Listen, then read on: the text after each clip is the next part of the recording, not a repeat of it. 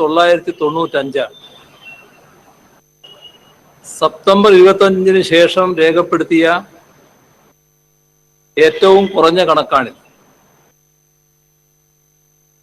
രോഗം വളരെ വേഗത്തിൽ കുറയുന്ന പ്രവണതയാണ് കാണുന്നത്. കഴിഞ്ഞ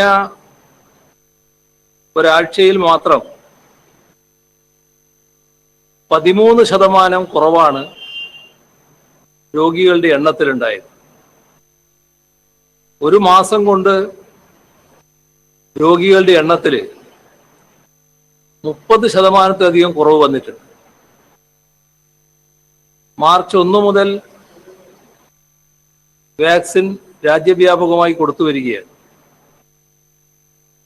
സംസ്ഥാനത്ത് പൊതുവെ നല്ല സ്വീകാര്യതയാണ് വാക്സിനുകൾക്ക് ലഭിക്കുന്നത്. ICMR-ന്റെ സഹായത്തോടെ ഭാരത് ബയോടെക് നിർമ്മിക്കുന്ന കോവാക്സിനുമായി ബന്ധപ്പെട്ട് ചില സംശയങ്ങൾ ജനങ്ങൾക്കിടയിലുണ്ടായിരുന്നു. അതിൻ്റെ 3ാം ഘട്ട പരീക്ഷണ ഫലങ്ങൾ ലഭിക്കാനുണ്ടായ കാലതാമസത്തിന്റെ ഭാഗമായി വാക്സിൻ എടുക്കാൻ ജനങ്ങൾക്കിടയിൽ അല്പം വിമുഖതയും ഉണ്ടായിരുന്നു. ഇപ്പോ 3ാം ഘട്ട പരീക്ഷണ ഫലങ്ങളുടെ ഇടക്കാല റിസൾട്ട് ICMR തന്നെ പുറത്തുവിട്ടിട്ടുണ്ട്. അതനുസരിച്ച് 81% ഫലപ്രാപ്തി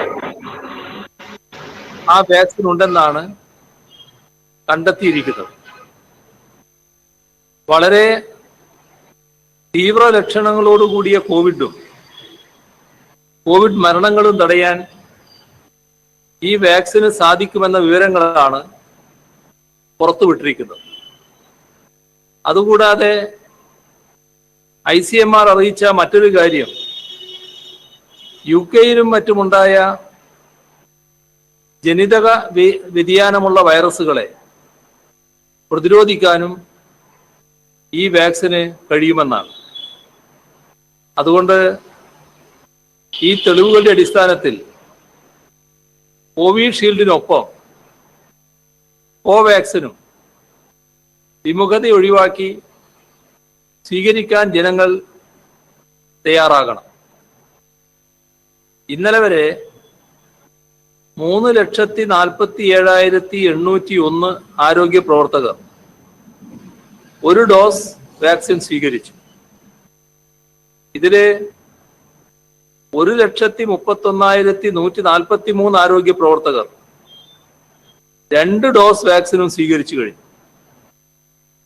91,916 മുന്നണി പോരാളികൾക്കും 1,14,243 തെരഞ്ഞെടുപ്പ് ഉദ്യോഗസ്ഥർക്കും 30,061 60 വയസ്സിന് മുകളിൽ പ്രായമുള്ളവർക്കും 45 വയസ്സിന് മുകളിൽ പ്രായമുള്ള മറ്റസുഖമുള്ളവർക്കും വാക്സിൻ നൽകിയിട്ടുണ്ട്.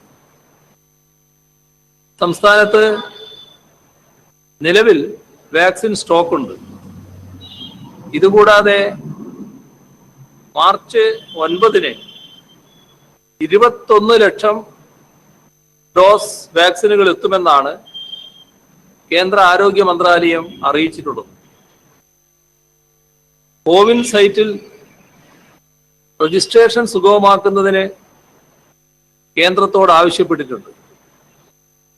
കോവിഡ് വാക്സിനേഷൻ കേന്ദ്രങ്ങളുടെ എണ്ണം ഘട്ടം ഘട്ടമായി വർദ്ധിപ്പിക്കാൻ തീരുമാനിച്ചിട്ടുമുണ്ട്. ഓരോ കേന്ദ്രത്തിലെയും സെഷനുകൾ മുൻകൂട്ടി ആസൂത്രണം ചെയ്യുകയും കോവിൻ സൈറ്റിൽ അടുത്ത 15 ദിവസത്തേക്കുള്ള സെഷനുകൾ സൃഷ്ടിക്കുകയും ചെയ്യും. തിരക്ക് കുറക്കുന്നതിന് ജില്ലകൾക്ക് സ്പോട്ട് രജിസ്ട്രേഷനിൽ ടോക്കൺ സംവിധാനം നടപ്പിലാക്കും. സ്പോട്ട് രജിസ്ട്രേഷൻ ഉച്ചയ്ക്ക് മുൻപ് 50%-ആയും ഉച്ച കഴിഞ്ഞ് 50% വിഭജിക്കും. ഓൺലൈൻ അപ്പോയിന്റ്മെന്റ് എടുത്തു വരുന്നവർക്കും നേരിട്ട് വരുന്നവർക്കും പ്രത്യേകമായി നിശ്ചിത എണ്ണം അനുവദിക്കും. നേരിട്ട് വരുന്നവർക്ക് തിരക്കൊഴിവാക്കാൻ ടോക്കൺ അനുവദിക്കും. നിലവിൽ വാക്സിനേഷൻ സെന്ററുകളിൽ നല്ല തിരക്ക് അനുഭവപ്പെടുന്നുണ്ട്. സെന്ററുകൾ അനുവദിച്ചു കിട്ടിയവർ അതാത് സെന്ററുകളിൽ പോയി വാക്സിൻ എടുക്കണം. രണ്ടാമത്തെ ഡോസിന് സെന്ററുകൾ അനുവദിക്കുന്ന മുറക്ക് വീഴ്ച വരുത്താതെ അതും സ്വീകരിക്കാൻ ശ്രമിക്കണം. കേരളത്തിന്റെ കാലാവസ്ഥയിൽ ചൂട് കൂടി വരുന്നതായാണ് കാണുന്നത്. ചില പ്രദേശങ്ങളിൽ 37 ഡിഗ്രി സെൽഷ്യസിലേക്ക് കൂടിയ ദിനാന്തരീക്ഷ താപനില എത്തുന്നുവെന്നാണ് റിപ്പോർട്ടുകൾ. കോട്ടയം, ആലപ്പുഴ തുടങ്ങിയ ഇടങ്ങളിൽ സാധാരണ ഈ സമയത്ത് പ്രതീക്ഷിക്കുന്നതിൽ കൂടുതൽ കൂടിയ താപനില രേഖപ്പെടുത്തുന്നുണ്ട്. ഉയർന്ന ചൂട് ആരോഗ്യ പ്രശ്നങ്ങൾ സൃഷ്ടിക്കും. ഉഷ്ണകാല ദുരന്തങ്ങളായ ഉഷ്ണതരംഗം, സൂര്യാഘാതം, സൂര്യാതാപം എന്നിവയെ സംസ്ഥാന ദുരന്ത നിവാരണ അതോറിറ്റി മുന്നേ തന്നെ ഒരു സംസ്ഥാന സവിശേഷ ദുരന്തമായി പ്രഖ്യാപിച്ചിട്ടുള്ളതാണ്. വേനൽക്കാല പ്രശ്നങ്ങൾ അവലോകനം ചെയ്യുകയും ആവശ്യമായ മുൻകരുതൽ നടപടികൾ സ്വീകരിക്കാൻ ബന്ധപ്പെട്ട വകുപ്പുകൾക്ക് നേരത്തെ നിർദ്ദേശം നൽകുകയും ചെയ്തിട്ടുണ്ട്. പൊതുജനങ്ങൾ പ്രത്യേകമായി ഈ വിഷയത്തിൽ ജാഗ്രത പാലിക്കണം. ദാഹമില്ലാത്ത സമയത്ത് പോലും ധാരാളം വെള്ളം കുടിക്കണം. പഴവർഗ്ഗങ്ങൾ ഭക്ഷണത്തിൽ ഉൾപ്പെടുത്തണം. വയോജനങ്ങൾ, കുട്ടികൾ, രോഗികൾ, മുലയൂട്ടുന്ന അമ്മമാർ, ഗർഭിണികൾ തുടങ്ങിയവർ പ്രത്യേകം ശ്രദ്ധിക്കണം. ചൂട് ഉച്ചസ്ഥായിയിലെത്തുന്ന പകൽ 11 മുതൽ 3 മണി വരെയുള്ള സമയങ്ങളിൽ കൂടുതൽ ജാഗ്രത വേണം. ഈ സമയത്ത് നേരിട്ട് വേലേൽക്കുന്ന ജോലികളിൽ ഏർപ്പെടാതിരിക്കാൻ ശ്രമിക്കണം. ചൂട് കൂടുന്ന ഇടങ്ങളിൽ തൊഴിൽ സമയം പുനഃക്രമീകരിക്കാൻ തൊഴിൽ വകുപ്പ് നിർദ്ദേശം പുറപ്പെടുവിച്ചിട്ടുണ്ട്. ജില്ലാ ലേബർ ഓഫീസർമാർ ഇത് പരിശോധിച്ച് ഉറപ്പുവരുത്തുന്നുണ്ട്. തൊഴിലുടമകൾ പൂർണ്ണമായും ഇതിനോട് സഹകരിക്കണം. നമ്മുടെ അതിഥി തൊഴിലാളികളിലേക്കും സുരക്ഷാ മുൻകരുതലുകൾ എത്തിക്കണം. തദ്ദേശ സ്വയംഭരണ സ്ഥാപനങ്ങൾ പ്രത്യേകമായി തന്നെ ഈ കാര്യങ്ങൾ ശ്രദ്ധിക്കുകയും വേണം. കവലകൾ, മാർക്കറ്റുകൾ തുടങ്ങിയ പൊതു ഇടങ്ങളിലൊക്കെ ജനകീയ കൂട്ടായ്മകളുടെ നേതൃത്വത്തിൽ കുടിവെള്ളം ലഭ്യമാക്കുന്ന ഇടപെടലുകൾ നടത്താവുന്നതാണ്. പക്ഷികൾക്കും മൃഗങ്ങൾക്കും കൂടി കുടിവെള്ളം ലഭ്യമാക്കാൻ ശ്രദ്ധിക്കണം. എല്ലാ വീട്ടുവളപ്പിലും പക്ഷികൾക്ക് കൂടി കുടിവെള്ളം ലഭ്യമാകത്തക്ക രീതിയിൽ ഒരു പാത്രത്തിൽ നല്ല വെള്ളം സംഭരിച്ചു വെക്കുന്നതിന് എല്ലാ ദിവസവും പ്രത്യേകമായി ശ്രദ്ധിക്കേണ്ടതാണ്. തെരഞ്ഞെടുപ്പ് കാലമായതിനാൽ പൊതുപ്രവർത്തകരും പ്രത്യേകമായി ഈ കാര്യങ്ങൾ ശ്രദ്ധിക്കണം. സ്ഥാനാർത്ഥികളും മറ്റ് തെരഞ്ഞെടുപ്പ് പ്രവർത്തനങ്ങളിൽ ഏർപ്പെടുന്നവരും ഉദ്യോഗസ്ഥരും ആവശ്യമായ വിശ്രമവും വെള്ളവും തണലും ഉറപ്പാക്കിക്കൊണ്ടായിരിക്കണം പ്രവർത്തിക്കേണ്ടത്. സംസ്ഥാന ദുരന്ത നിവാരണ അതോറിറ്റി ഇതുമായി ബന്ധപ്പെട്ട് പുറപ്പെടുവിക്കുന്ന മുന്നറിയിപ്പുകൾ എല്ലാവരും കർശനമായി പാലിക്കണം.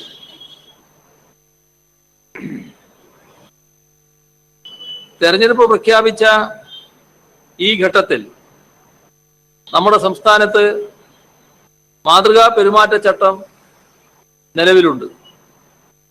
ഭരിക്കുന്ന കക്ഷിക്കും മറ്റ് കക്ഷികൾക്കും തെരഞ്ഞെടുപ്പ് രംഗത്ത് തുല്യത ഉറപ്പുവരുത്തുക എന്നതാണ് മാതൃകാ പെരുമാറ്റച്ചട്ടത്തിന്റെ ഉദ്ദേശം.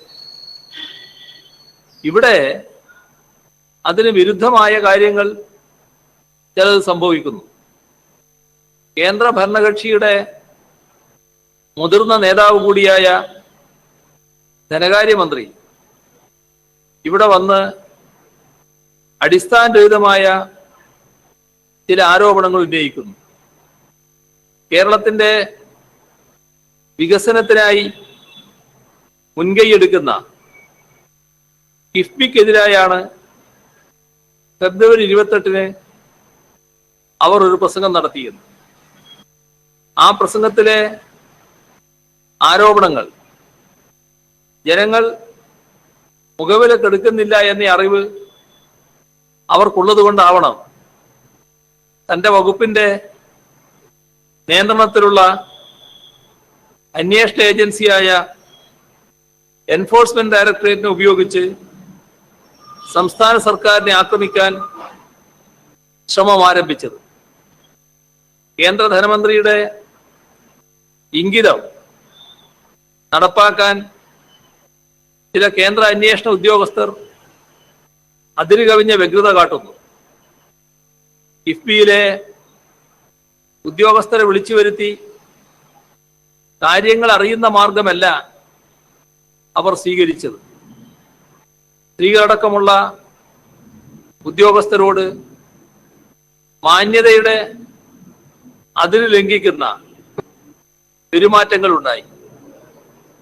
മാർച്ച് 2-ന് ദൃശ്യമാധ്യമങ്ങളിലൂടെ കിഫ്ബിക്കെതിരെ ED അന്വേഷണമെന്നും കിഫ്ബിയുടെ സിഇഒക്കും ഡെപ്യൂട്ടി സിഇഒക്കും സമൻസ് അയച്ചിട്ടുണ്ടെന്നും വലിയ രീതിയിൽ വാർത്ത പ്രചരിച്ചു. ഉദ്യോഗസ്ഥർക്ക് സമൻസ് കിട്ടുന്നതിന് മുൻപേ മാധ്യമങ്ങളിലൂടെ പ്രചാരണം വരികയാണ്. അങ്ങനെ പ്രത്യേകമായൊരു അന്തരീക്ഷം രൂപപ്പെടുത്താനുള്ള നീക്കമാണ് ഉണ്ടായത്. മുൻപും കേന്ദ്ര അന്വേഷണ ഏജൻസികളുടെ ഭാഗത്ത് നിന്ന് ഇത്തരം നീക്കങ്ങൾ ഉണ്ടായിരുന്നു. അവ സംബന്ധിച്ച് പരസ്യമായി തന്നെ നേരത്തെ ഞങ്ങൾ പറഞ്ഞിട്ടുള്ളതുമാണ്. അക്കാര്യം ചൂണ്ടിക്കാട്ടി ബഹുമാനപ്പെട്ട പ്രധാനമന്ത്രിക്ക് കത്തെഴുതുകയും ചെയ്തിട്ടുണ്ട്. ഇപ്പോ തെരഞ്ഞെടുപ്പ് കാലത്ത് കേന്ദ്ര അന്വേഷണ ഏജൻസി ആർക്കു വേണ്ടിയാണ് ചാടി ഇറങ്ങിയത് എന്ന് തിരിച്ചറിയാൻ വാഴൂർ പടി വരെ പോകേണ്ട കാര്യമില്ല. കേന്ദ്രം ഭരിക്കുന്ന BJPയെയും അവർക്കിഷ്ടമുള്ള കാര്യങ്ങൾ അവർ പറയുന്നതിന് മുൻപേ വിളിച്ചു പറയുന്ന കേരളത്തിലെ കോൺഗ്രസ് നേതൃത്വത്തെയും തൃപ്തിപ്പെടുത്താനുള്ള പ്രവർത്തനമല്ല കേന്ദ്ര അന്വേഷണ ഏജൻസികൾ നടത്തേണ്ടത്. ഫെഡറൽ സംവിധാനത്തിൽ ഭരണഘടനാപരമായ ചുമതലകൾ നിർവഹിക്കുന്ന ഗവൺമെന്റിന്റെ ഭാഗമാണ് ഉദ്യോഗസ്ഥർ. അത്തരത്തിലുള്ള ഉദ്യോഗസ്ഥരെ പാർലമെന്റ് പാസാക്കിയ നിയമത്തിലെ അധികാരം ദുർവിനിയോഗം ചെയ്ത് വിളിച്ചു വരുത്തി പീഡിപ്പിക്കുന്നത് അന്വേഷണ ഉദ്യോഗസ്ഥർക്കും അവരുടെ രാഷ്ട്രീയ മേലാളന്മാർക്കും ഇഷ്ടമുള്ള മൊഴി അവര് രേഖപ്പെടുത്തിയില്ലെങ്കിൽ ആ ഉദ്യോഗസ്ഥരോട് അപമര്യാദയായി അഭിസംബോധന ചെയ്ത് അവരെ ഭീഷണിപ്പെടുത്തി തങ്ങളുടെ വഴിക്ക് കൊണ്ടുവരാനുള്ള നീക്കങ്ങളും ഉണ്ടാവുകയാണ്.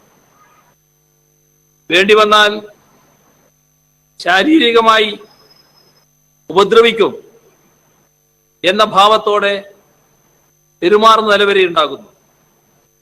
ഇത്തരം നിയമവിരുദ്ധ പ്രവർത്തനങ്ങൾ കേന്ദ്ര അന്വേഷണ ഉദ്യോഗസ്ഥരുടെ ഭാഗത്തു നിന്നുണ്ടായാൽ അതിനിരയാകുന്നവർക്ക് സംരക്ഷണം നൽകാൻ നാട്ടിൽ നിയമമുണ്ട് എന്നത് ഇവർ ഓർക്കുന്നത് നല്ലതാണ്. കാരണം നിയമവാഴ്ച നിലനിൽക്കുന്ന ഒരു നാടാണ് നമ്മുടേത്. തെരഞ്ഞെടുപ്പ് കാലത്ത് എന്തുകൊണ്ടാണ് ഈ രീതിയിലൊരു വെപ്രാളം കേന്ദ്ര അന്വേഷണ ഏജൻസികളുടെ ഭാഗത്ത് നിന്നുണ്ടാകുന്നത്?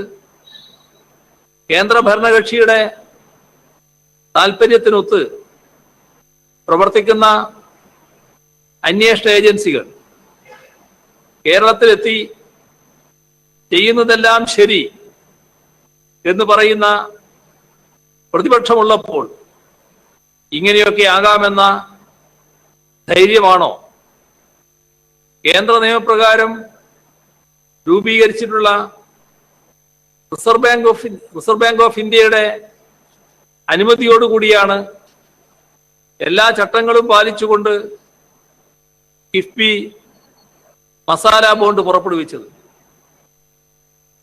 ഇത് സംബന്ധിച്ച് കൂടുതൽ കാര്യങ്ങൾ വിശദമായി തന്നെ സംസ്ഥാന ധനമന്ത്രി വിശദീകരിച്ചുള്ളതിനാൽ അതിലേക്ക് ഞാൻ കൂടുതലായി കടക്കുന്നില്ല.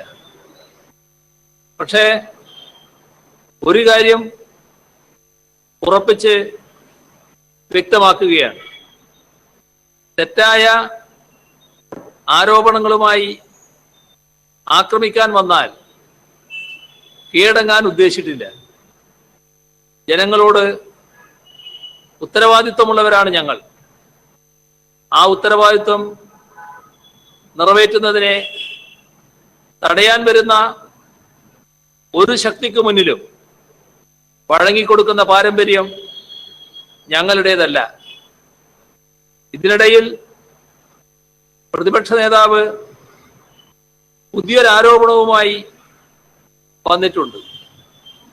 തെരഞ്ഞെടുപ്പ് സമയത്ത് ഇഡി അന്വേഷണം നടത്തുന്നത് CPM BJP ബന്ധത്തിന്റെ തെളിവാണെന്നാണ് അദ്ദേഹം പറയുന്നത്.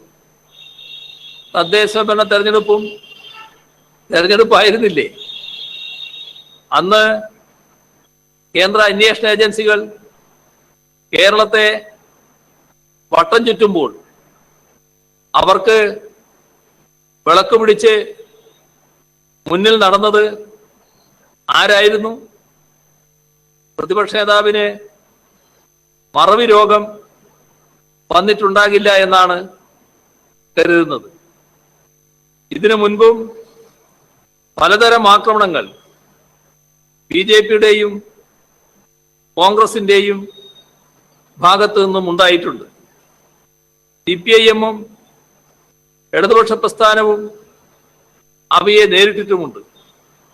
കേരളത്തിന്റെ വികസനത്തിന് ഒരു മാർഗരേഖയുണ്ടാക്കി കൃത്യമായ ആസൂത്രണത്തോടെയാണ് സംസ്ഥാന സർക്കാർ മുന്നോട്ട് നീങ്ങുന്നത്. അതിന് എന്തെല്ലാം തടസ്സമുണ്ടാക്കാമോ അതെല്ലാം പ്രതിപക്ഷ നേതാവിന്റെ പാർട്ടിയും കിഫ്ബിയുടെ കാര്യത്തിൽ ഉണ്ടാക്കിയിട്ടുമുണ്ട്. ആകാശകുസുമം, മലർപ്പൊടിക്കാരന്റെ സ്വപ്നം എന്നൊക്കെ ഉച്ചത്തിൽ വിളിച്ചു പറഞ്ഞത് ആരായിരുന്നു? പക്ഷേ ഒരു കാര്യം നാം ശ്രദ്ധിക്കണം.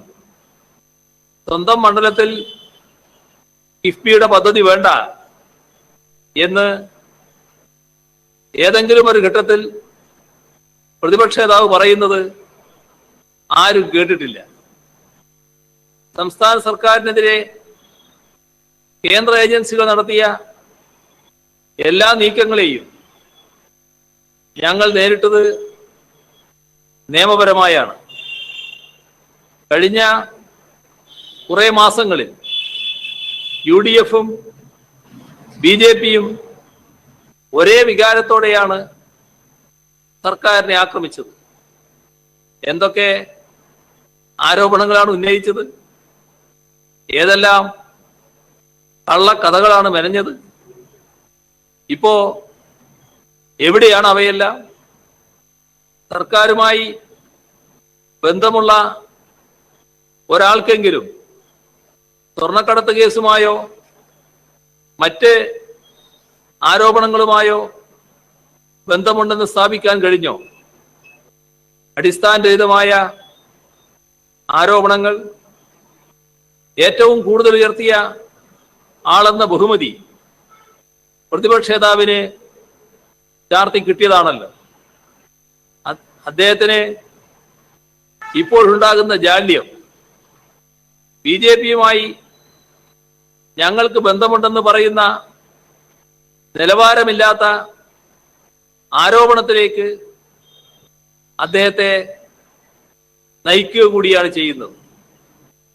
ഇന്ത്യയിലെമ്പാടും BJP-യിലേക്ക് കടകാലിയാക്കൽ വിൽപ്പന നടത്തുന്ന കോൺഗ്രസിന്റെ നേതാവാണ് അദ്ദേഹം.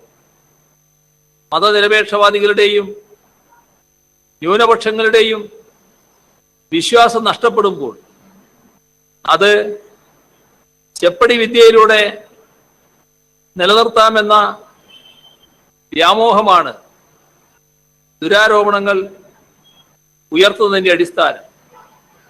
അതില് സഹതപിക്കേ വഴിയുള്ളൂ. 889 പദ്ധതികളിലായി 43,250 കോടി രൂപയാണ് കിഫ്ബി വകയിരുത്തിയിട്ടുള്ളത്.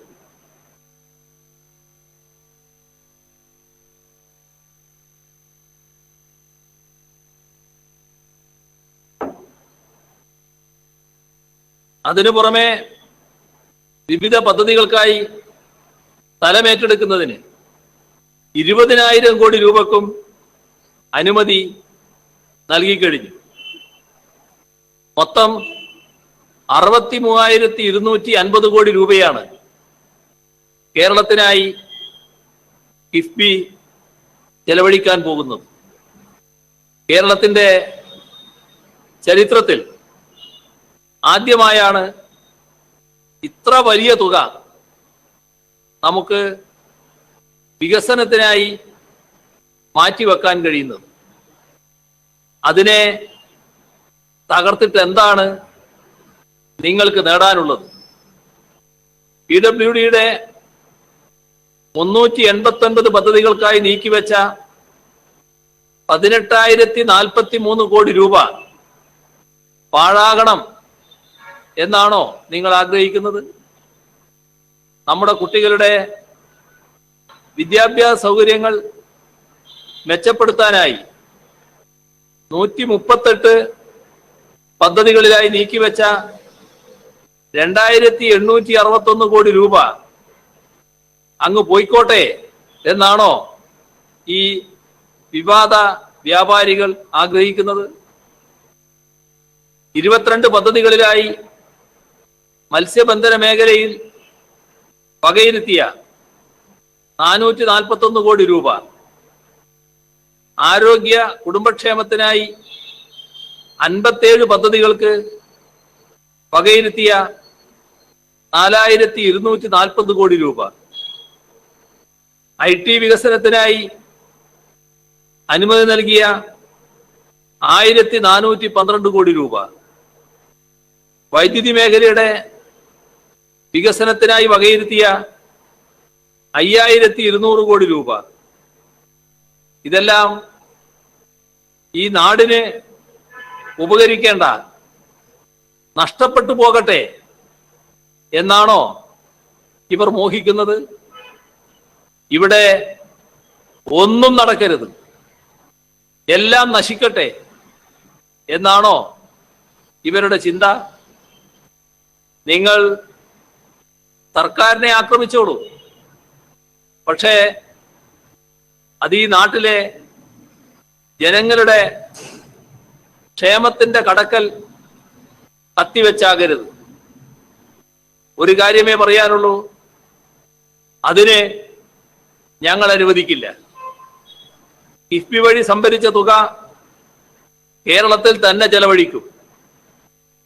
നമുക്ക് ഇനിയും മികച്ച റോഡുകൾ വേണം, എല്ലാവർക്കും നല്ല ചികിത്സ കിട്ടണം, സാധാരണക്കാരുടെ മക്കൾക്കും ഏറ്റവും ഉയർന്ന നിലവാരമുള്ള വിദ്യാഭ്യാസം ലഭിക്കണം, ഇവിടെ വ്യവസായം വളരണം, നമ്മുടെ തൊഴിലില്ലാത്തവർക്ക് തൊഴിൽ വേണം.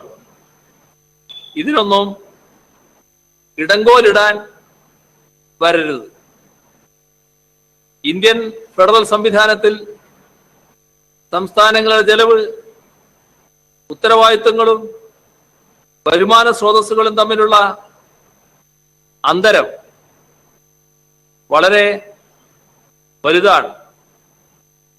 ചെലവ് ഉത്തരവാദിത്തങ്ങൾ വലിയ തോതിൽ വർദ്ധിക്കുന്നു, വരുമാന സ്രോതസ് അതിനനുസരിച്ച് ഉയരുന്നില്ല.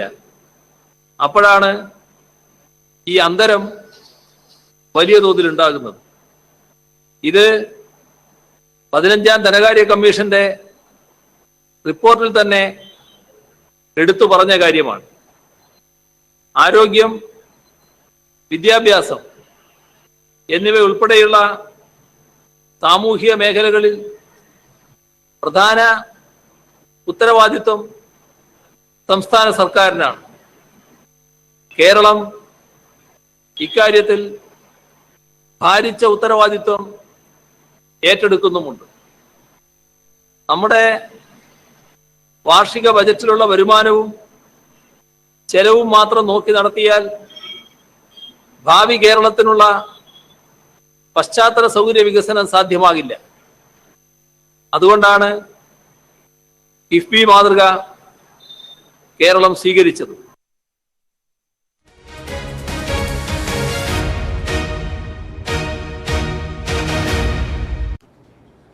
ഇതെന്റെ hero മരുമകനെന്ന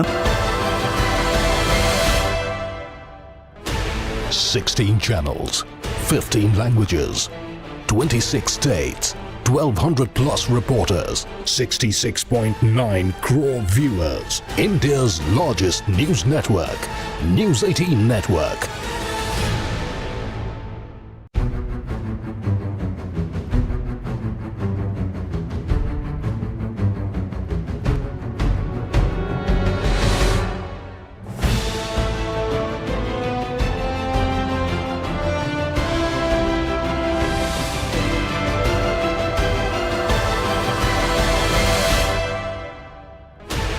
Sixteen channels, 15 languages, 26 states, 1200 plus reporters, 66.9 crore viewers. India's largest news network, News 18 Network.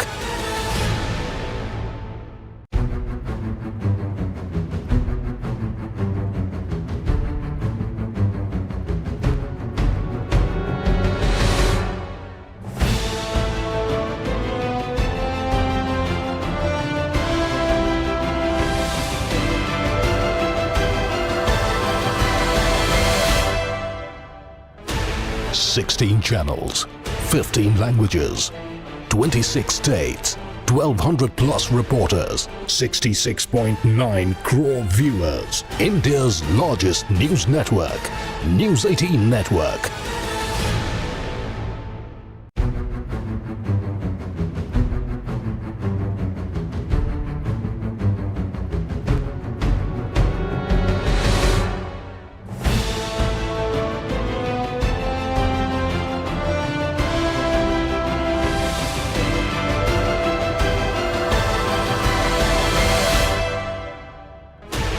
16 channels, 15 languages, 26 states, 1200 plus reporters, 66.9 crore viewers. India's largest news network, News 18 Network.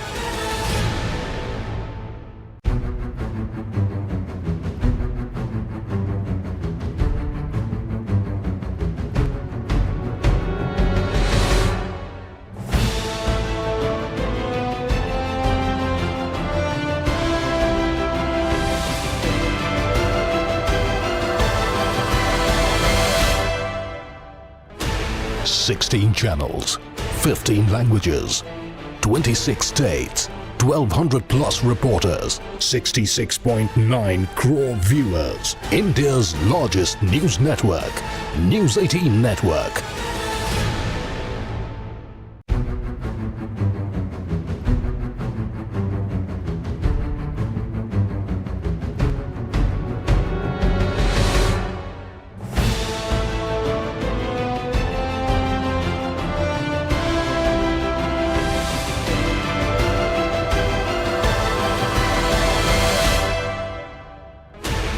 Sixteen channels. തകർക്കാനുള്ള മാനസികാവസ്ഥയിലേക്കും അവരെത്തുന്നു. ഇന്നാട്ടിൽ തലയുയർത്തി നിൽക്കുന്ന ആരോഗ്യ കേന്ദ്രങ്ങളും ഹൈടെക്കായ ആധുനിക വിദ്യാലയങ്ങളും മികച്ച സൗകര്യമുള്ള റോഡുകളും പാലങ്ങളും ഇതെല്ലാം അടക്കം അനേകം മറുപടികൾ അവർക്ക് മുന്നിലുണ്ട്. അധികാരം ദുർവിനിയോഗിച്ച് രാഷ്ട്രീയ അട്ടിമറി നടത്താമെന്ന വ്യാമോഹത്തിന് മുന്നിൽ മുട്ടുമടങ്ങുന്നവരെ ബി.ജെ.പി. നേതൃത്വവും കേന്ദ്ര ഏജൻസികളും കണ്ടിട്ടുണ്ടാകാം. ഭയപ്പെടുത്തി വരുതിയിലാക്കിയ കുറെ കോൺഗ്രസ് നേതാക്കളെയും അവർക്ക് പരിചയമുണ്ടാകാം. പക്ഷേ ആ പരിപ്പൊന്നും ഇവിടെ വേവില്ല. ഇത് കേരളമാണ്. ഇവിടെ അത്തരം വിരട്ടുകൊണ്ട് നിങ്ങൾ ഉദ്ദേശിക്കുന്ന കാര്യം നടക്കില്ല എന്ന് മാത്രം പറഞ്ഞു വെക്കുകയാണ്. അധികാരത്തിൽ വന്നാൽ ലൈഫ് മിഷൻ പിരിച്ചുവിടുമെന്ന് UDF നേതാക്കൾ പ്രഖ്യാപിച്ചു. എല്ലാ മിഷനുകളും ഇല്ലാതാക്കുമെന്ന് പ്രഖ്യാപിച്ചു. കേരള ബാങ്ക് പിരിച്ചുവിടുമെന്ന് പറഞ്ഞു. മുൻപ് ജനകീയ ആസൂത്രണം തകർത്തവരാണ് നിങ്ങൾ. ഇപ്പോൾ കിഫ്ബിയുടെ ആരാച്ചാരാകാൻ നോക്കുന്നു. UDF-ഉം ബി.ജെ.പിയും ചേർന്ന് ഈ കേരളത്തെ നശിപ്പിക്കാൻ തുനിഞ്ഞിറങ്ങിയാൽ കയ്യും കെട്ടി നോക്കിയിരിക്കാൻ ഈ നാട്ടിലെ ജനങ്ങൾ തയ്യാറാകുമെന്ന് നിങ്ങൾ കരുതുന്നുണ്ടോ? ഇത് ജനാധിപത്യ രാജ്യമാണ് എന്നത് നിങ്ങൾ മറന്നുപോയോ? മറ്റൊരു കാര്യം കൂടി ഇവിടെ സൂചിപ്പിക്കേണ്ടതുണ്ട്. ഭരണ തുടർച്ചയുണ്ടായാൽ കോൺഗ്രസ് തകരും. കോൺഗ്രസ് തകർന്നാൽ കോൺഗ്രസുകാരെല്ലാം ബി.ജെ.പിയിൽ പോകും. അത് തടയാൻ UDF-നെ ജയിപ്പിക്കണം. ഇങ്ങനൊരു പ്രചാരണം ജമാഅത്തെ ഇസ്ലാമിയും മുസ്ലിം ലീഗും ചേർന്ന് ന്യൂനപക്ഷങ്ങൾക്കിടയിൽ നടത്തുന്നുണ്ട്. ബി.ജെ.പിയെ പിടിച്ചുകെട്ടാൻ ശേഷിയുണ്ടെന്ന് അവകാശപ്പെടുന്ന കക്ഷിയാണ് കോൺഗ്രസ്. അതിന്റെ നേതാക്കൾ തന്നെ തോറ്റാൽ ഞങ്ങൾ ബി.ജെ.പിയിൽ ചേർന്ന് കളയുമെന്ന് വിലപിക്കുകയാണ്. ഇത് ഇവിടുത്തെ ന്യൂനപക്ഷത്തെ ലക്ഷ്യമിട്ടുള്ള അപഹാസ്യമായ നാടകമാണ്. എന്നാൽ നാം കാണേണ്ടത് തോറ്റാലല്ല, ജയിച്ചാലാണ് MLA-മാർ BJP-യിലേക്ക് പോവുക എന്ന് രാഹുൽ ഗാന്ധി തന്നെ തിരുത്തിയത് നാം ഓർക്കണം. പുതുച്ചേരി ഉൾപ്പെടെയുള്ള സംസ്ഥാനങ്ങളിലെ അനുഭവമായിരിക്കാം രാഹുൽ ഗാന്ധിയെ ആ തുറന്നു പറച്ചിലിന് പ്രേരിപ്പിച്ചത്. പ്രലോഭനങ്ങൾക്ക് വഴങ്ങി കോൺഗ്രസുകാർ ഏതു നിമിഷവും BJP-യിൽ പോകുമെന്ന അനുഭവം എത്ര വേണമെങ്കിലും പറയാൻ കഴിയും.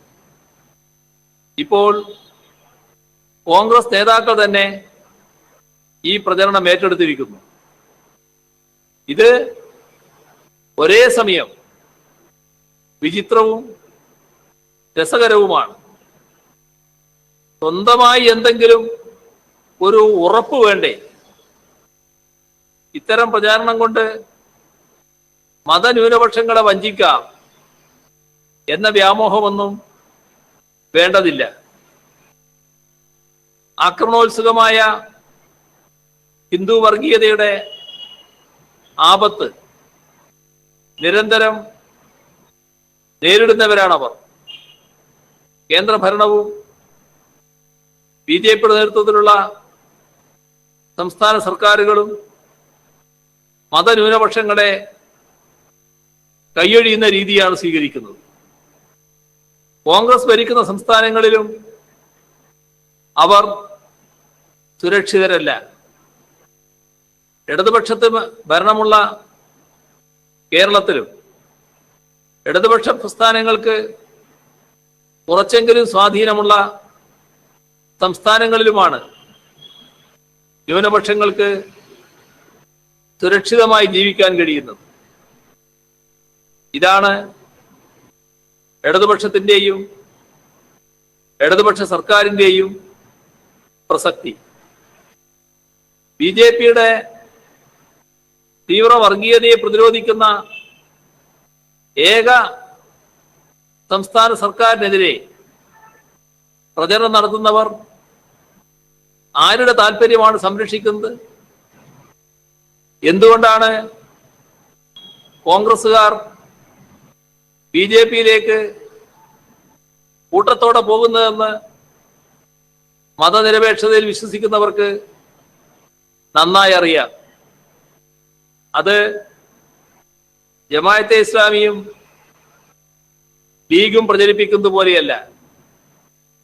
മതനിരപേക്ഷതയോട് പ്രതിബദ്ധതയോ വർഗീയതയോട് എതിർപ്പോ ഇല്ലാത്ത നയം സ്വീകരിച്ചു വരുന്നതാണ് കോൺഗ്രസിന്റെ തകർച്ചയ്ക്ക് കാരണം. വർഗീയതയുമായി പല തലങ്ങളിൽ സമരസപ്പെടാൻ കോൺഗ്രസിന് മടിയില്ല. ഇവിടെ ജനങ്ങൾ ഇതെല്ലാം തിരിച്ചറിയുന്നുണ്ട്. വഞ്ചനയുടെ ചാക്കുമായി ഇറങ്ങിയവർക്ക് തെരഞ്ഞെടുപ്പിൽ ജനങ്ങൾ ശക്തമായ തിരിച്ചടി നൽകും. വർഗീയതയ്ക്കെതിരെ വിട്ടുവീഴ്ചയില്ലാതെ നിലകൊള്ളുന്ന കേരളത്തിലെ സർക്കാരിനെതിരെ നീങ്ങുന്നവർ യഥാർത്ഥത്തിൽ ആരുടെ താല്പര്യമാണ് സംരക്ഷിക്കുന്നത് എന്ന് എല്ലാവർക്കും മനസ്സിലാക്കാൻ കഴിയുന്നുണ്ട്. വർഗീയതയ്ക്കെതിരായ നിലപാടിൽ ഞങ്ങൾക്ക് ഉറപ്പുണ്ട്.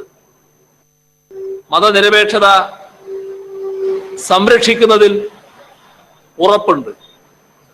ആ ഉറപ്പ് UDF-ന് ഇല്ല എന്നതാണ് നാടാകെ കാണുന്നതും ഉൾക്കൊള്ളുന്നതും. ഇത്രയും കാര്യങ്ങളാണ് ഇന്ന് പങ്കുവെക്കാനുള്ളത്.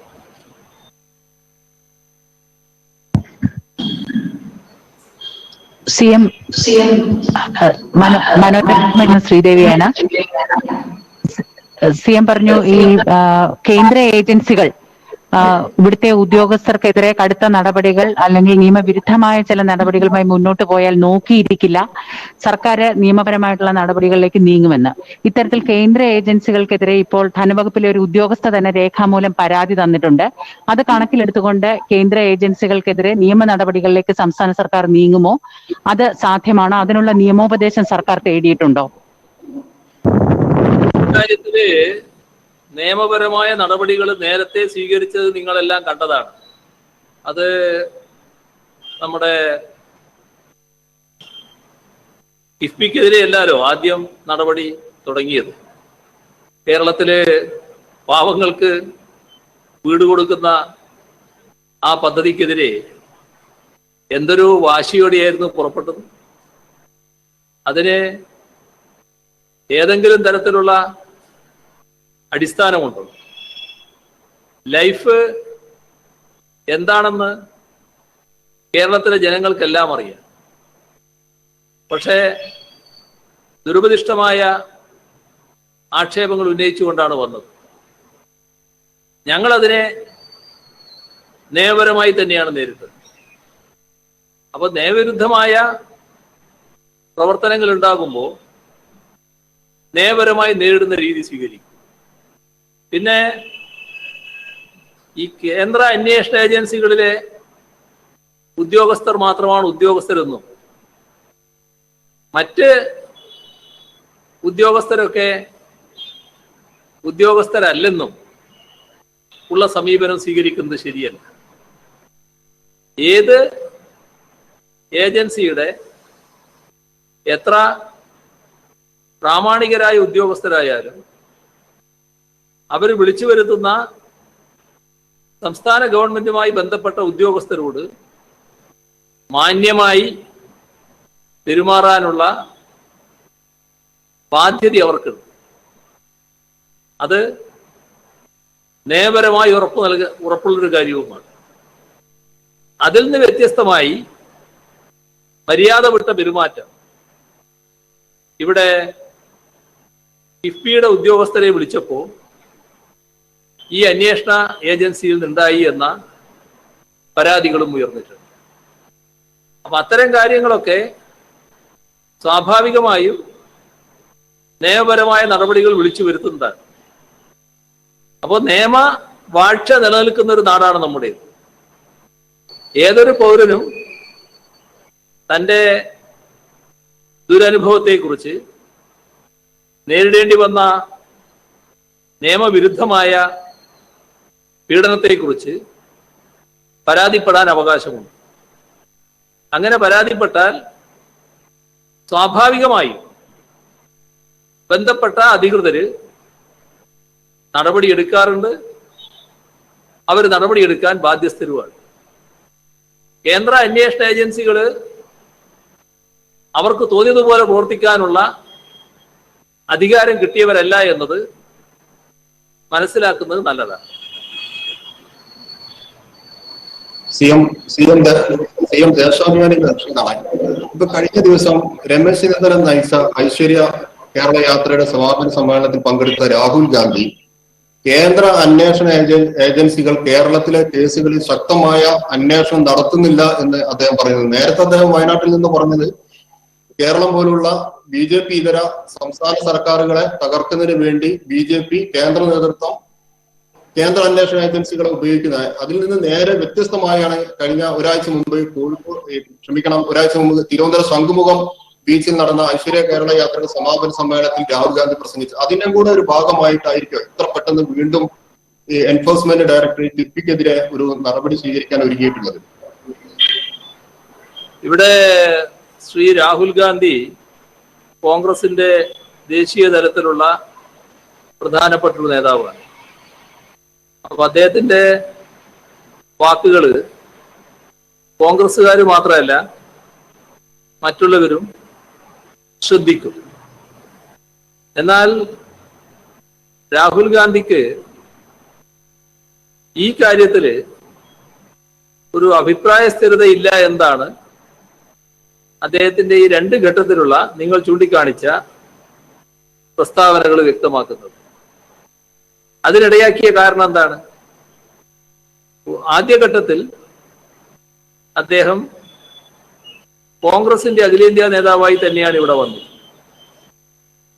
ആ ഘട്ടത്തിലും ഇവിടുത്തെ കോൺഗ്രസ് നേതൃത്വവും കോൺഗ്രസ് നേതാക്കളും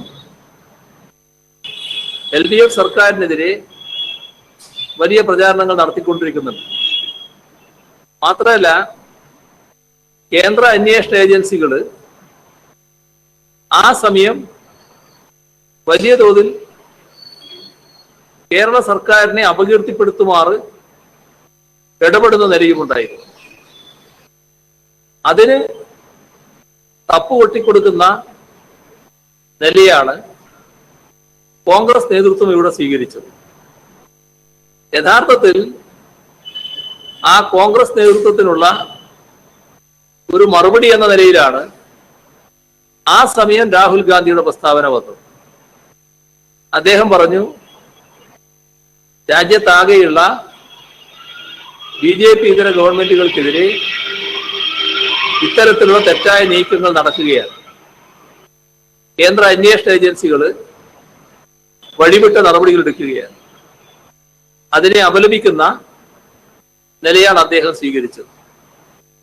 അന്ന് ആ പ്രസ്താവന കേരളത്തിലെ കോൺഗ്രസ് നേതാക്കളുടെ മുഖത്തേൽക്കുന്ന അടിയായി മാറി. അപ്പോഴായിരുന്നു ഇവിടുത്തെ കാര്യം ഞങ്ങൾ നോക്കിക്കോളാം, അത് പറയാൻ വേണ്ടി അഖിലേന്ത്യാ നേതാക്കൾ വരേണ്ടതില്ല എന്നുവരെ പറയുന്ന അവസ്ഥ ഇവിടെയുള്ള കോൺഗ്രസ് നേതാക്കൾ സ്വീകരിച്ചത്. രാഷ്ട്രീയ പാർട്ടികളുടെ പ്രവർത്തന രീതി അറിയാവുന്ന എല്ലാവരെയും ആശ്ചര്യപ്പെടുത്തിയ സംഭവമായിരുന്നു അത്.